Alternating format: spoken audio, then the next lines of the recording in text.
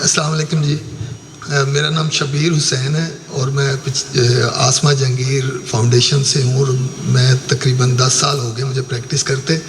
استاد محترم سلمان صفدر صاحب سامنے بیٹھے ہوئے ہیں، انہوں نے بڑی ڈیٹیل میں بتایا انویسٹیگیشن کے جو فلاز ہیں اور پراسیکیوشن کا جو رول ہے. ان کے ہوتے ہوئے میں اگر بولوں تو وہ نہیں، پھر بھی میں جو اپنے تجربہ ہے میرا جو تھوڑا سا اس میں جو فلاز آتے ہیں، میں آپ کو ریسنٹ ایک واقعہ سنا دیتا ہوں تو جس سے اندازہ ہو جائے گا کہ آج بھی ہماری انویسٹیگیشن جو ہے کدھر کھڑی ہے. لاہور کا واقعہ 10-12 دن ہوئے ہیں، میں ایک فیکٹ فائنڈنگ کے لیے گیا.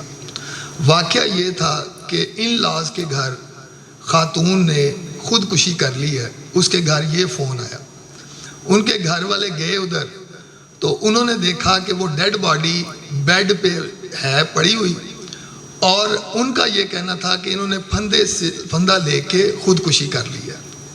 یہ ورژن لے کے میں چلا گیا پھر پولیس اسٹیشن گیا ہوں تو پتہ چلا کہ اس لڑکی کا سسر، ساس اور اس کا شوہر تینوں پولیس کسٹڈی میں ہیں، لیکن ان کی لیگلی اریسٹ نہیں ہے.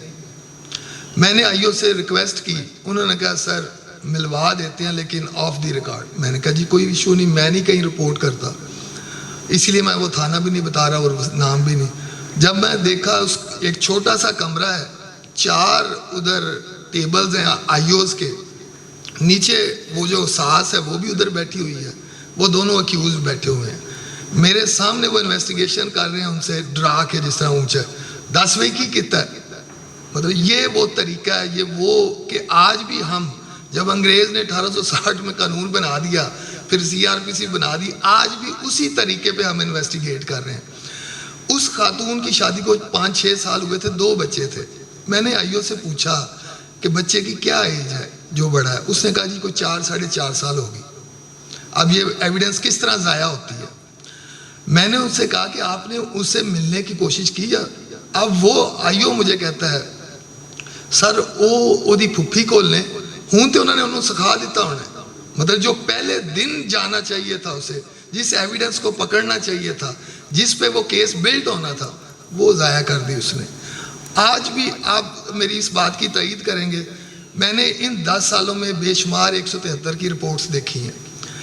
ایک فقرہ آج بھی لکھا ہوتا ہے، آپ تائید کریں گے، اگر غلط ہوا تو کریکٹ کریں گے، کہ میری خفیہ و علانیہ تفتیش میں یہ فلاں گنہگار ہے اور یہ فلاں بے گناہ ہے.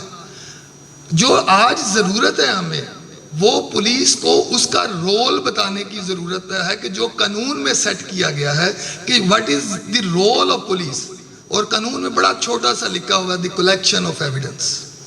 This is the role of police، کہ وہ آپ کو سچ اور جھوٹ نہیں ڈھونڈنا، آپ نے ایویڈنس کو کلیکٹ کرنا ہے.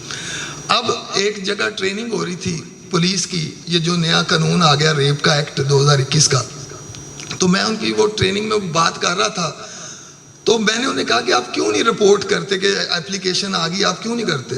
تو انہوں نے مجھے کہا کہ سر اپلیکیشن پڑھ کے سانو پتہ چل جاتا سچ ہے کہ جھوٹ ہے. میں نے انہیں بتایا یہ آپ کا کام نہیں ہے. جب آ گیا آپ نے دیکھنا ہے کہ کاگنیزیبل آفینس بن رہا ہے کہ نہیں بن رہا. اگر بن رہا ہے تو پھر آپ نے رپورٹ وہ FIR ریکارڈ کر کے آپ نے اسے انویسٹیگیشن کو فارورڈ کر دینا ہے. اب یہ انویسٹیگیشن کا کام ہے کہ وہ کلیکشن آف ایویڈنس کرے، اس کا بھی سچ اور جھوٹ نہیں، وہ کورٹ نے کرنا ہے.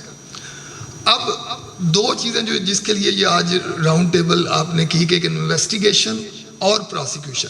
میں ایک کیس، کیونکہ میں نے پہلے کہا کہ جو میرا ایکسپیرینس میں اس حساب سے، جس میں دونوں فلاز آئیں گے کہ دونوں کی بہت ضرورت ہے. ایک گھر میں ملازمہ کا مرڈر ہو گیا. اب گھر کے اندر ہے، باہر ذرا کوئی آئی وٹنس نہیں ہوگا سارا. میں نے ایک انڈین ججمنٹ پڑھی جس سے میں نے بیس کر کے وہ کیس بھی بیل سٹیج پہ، ٹرائل نہیں میں نے کیا، بیل سٹیج پہ میں نے کہا کہ یہ وہ مرڈر ہے جس میں اکیوزڈ نے اپنی مرضی کا ٹائم چوز کیا، اپنی مرضی کا سارا کچھ سٹیج سیٹ کر کے تاکہ وہ کوئی دیکھے نہ، اسے یہ مرڈر کر دیا. اب یہ عام حالات میں آپ اس کیس کو اس طرح ٹریٹ نہیں کر سکتے کہ جی ایویڈنس نہیں ہے، آپ کا چشمدید نہیں ہے تو آپ کریں. خیر وہ انویسٹیگیٹ ہوا، اس میں ایک بچی تھی ملازمہ، اس کی 13 سال عمر تھی، اس کا 164 آ گیا کہ جی میں نے دیکھا ہے یہ خودکشی نہیں ہے، کیونکہ ان کا تھا خودکشی کی ہے، یہ خودکشی نہیں ہے، میں نے دیکھا ہے کہ ان کا جو بیٹا تھا نا گھر کا، اس نے یہ فائر کر کے مارا ہے۔ اب رپورٹ آ گئی 173 کی۔ اب جب وہ بچی آئی وہ ہوسٹائل ہو گئی۔ اب پولیس کی تھی کہ انہوں نے وہ جو بیسٹ ایویڈنس، کوئی کیمراز، جو ڈی ایچ اے کا واقعہ ہے، ڈی ایچ اے میں جگہ جگہ کیمراز لگے ہیں، آپ دیکھ سکتے ہیں سارے کہ کون آیا کون گیا، لیکن نہیں وہ۔ اب وہ بچی ہوسٹائل ہو گئی۔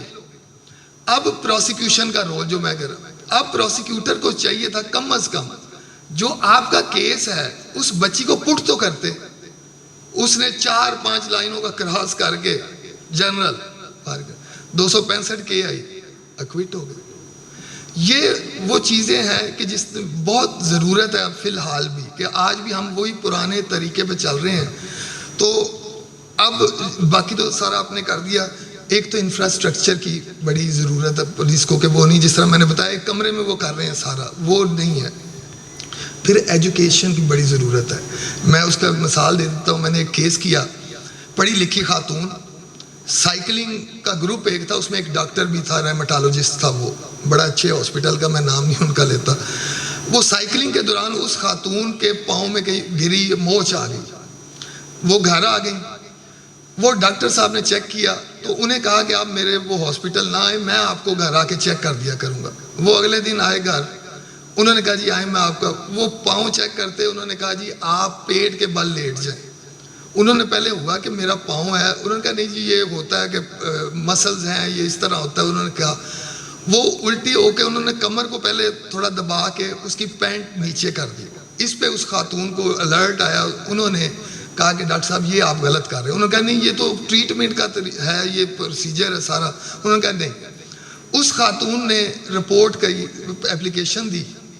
اب یہ پھر اگین پولیس کی انڈر سیکشن 509 جو کہ نان کاگنیزیبل ہے، ایف آئی آر کر دی انہوں نے۔ اب ہو نہیں سکتی، لیکن خیر وہی ہوا۔ جب میں پری ریسٹ بیل میں گیا تو ایڈیشنل سیشن جج صاحب تھے، انہوں نے مجھے کہا کہ یہ 509 ہے نان کاگنیزیبل، یہ تو ایف آئی آر نہیں ہو سکتی۔ میں نے انہیں کہا کہ سر یہ 509 بنتا نہیں، یہ اس اٹریکٹ کرتا ہے سیکشول ابیوز۔ یہ آخری بس میں وائنڈ اپ کر رہا ہوں، سیکشول ابیوز بنتا ہے۔ انہوں نے کہا تو یہ میں تو نہیں ایڈ کر سکتا، آپ کریں۔ میں گیا پولیس کو، میں نے انہیں کرنے کی کوشش کی کہ یہ 377A ڈیفینیشن فلی اٹریکٹ کرتی ہے اور 377B لگائیں۔